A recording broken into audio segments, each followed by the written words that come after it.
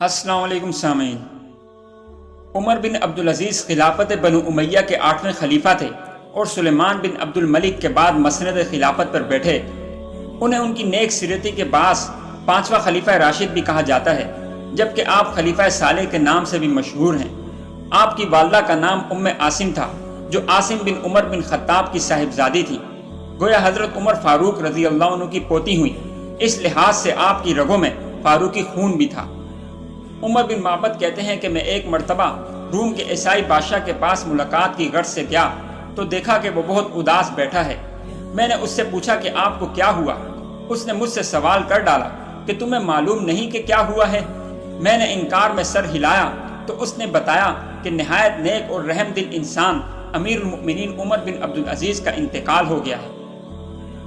پھر شاہ روم تھوڑی دیر خاموش رہ کر دوبارہ بولا، اگر عیسیٰ علیہ السلام کے بعد کوئی مردوں کو زندہ کر سکتا تھا تو وہ عمر بن عبدالعزیز تھے۔ مجھے اس راہب کی حالت پر کوئی تعجب نہیں جس نے دنیا کو چھوڑ کر اپنے اوپر دروازہ بند کر لیا اور جنگلوں میں جا کر عبادت میں مشغول ہو گیا، بلکہ مجھے حیرت اس شخص پر ہے جس کے قدموں کے نیچے دنیا تھی لیکن اس نے آنکھ اٹھا کر بھی اس کی طرف نہیں دیکھا اور راہبانہ زندگی اختیار کی۔ دوستو، عیسائیوں میں راہب ان عبادت گزار کو کہتے تھے جو دنیا کے ہنگاموں سے الگ تھلگ پہاڑوں کے غاروں میں یا دریا کے کناروں پر یا صحراؤں یا جنگلوں میں گرجے بنا لیتے تھے اور وہیں زندگی گزارتے تھے، اور تمام لذات دنیا جیسے اچھا کھانا پینا، اچھا پہننا، اچھا گھر یا شادی بیاہ وغیرہ سے کنارہ کشی اختیار کر کے ذکر و فکر میں مشغول رہتے تھے۔ اسلام نے اس رہبانیت اور دنیا سے مکمل طور پر کنارہ کشی اختیار کرنے کی اجازت نہیں دی، کیونکہ محمد صلی اللہ علیہ وسلم نے فرمایا اسلام میں کوئی رہبانیت نہیں ہے۔ عمر بن عبدالعزیز نے رہبانیت اختیار نہیں کی تھی، بلکہ شاہ روم کا مطلب یہ تھا کہ وہ عالم اسلام کے حکمران تھے اور بے تحاشا مال و دولت پر ان کا اختیار تھا، لیکن اس کے باوجود انہوں نے اپنے آپ کو عیش و عشرت کی زندگی سے دور رکھا اور درویشوں جیسی زندگی گزاری۔ عمر بن عبدالعزیز کی موت پر صرف مسلمان ہی نہیں، غیر مسلم بھی روئے تھے۔ ایک مسلمان نے سفر کے دوران ایک غیر مسلم کو دیکھا کہ وہ رو رو کر عمر بن عبدالعزیز کے لیے دعائے مغفرت کر رہا ہے۔ مسلمان نے اس سے پوچھا کہ عمر بن عبدالعزیز تو تمہارے مذہب پر نہیں تھے، پھر تم ان کے لیے کیوں رو رہے ہو؟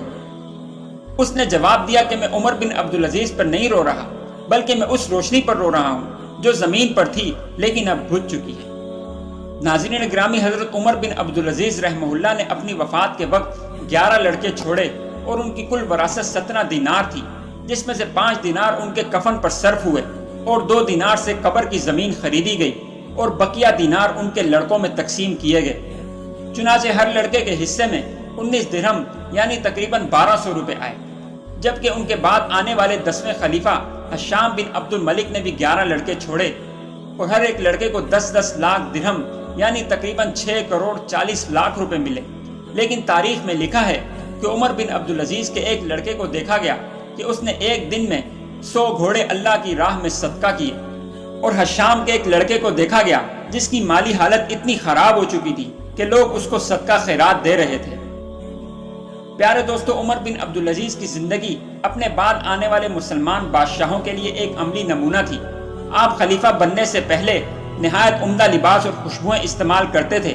آپ کی پرورش انتہائی ناز و نام کے ساتھ ہوئی تھی، لیکن خلیفہ بنتے ہی سب کچھ چھوڑ چھاڑ کر درویشوں جیسی زندگی اختیار کی اور اپنی رعایا کی خدمت کے لیے کمر بستہ ہو گئے اور آخری سانس تک رحم دلی و مساوات کے ساتھ حکومت کرتے رہے۔ ویڈیو اچھی لگی ہو تو دوستوں کے ساتھ شیئر ضرور کیجیے گا اور ہمارے چینل HA وائس کو سبسکرائب کرنا مت بھولیے گا، تاکہ اس طرح کے تاریخی واقعات آپ تک پہنچتے رہیں اور آپ کے ایمان کو تر و تازہ کرنے کا باعث بنتے رہیں۔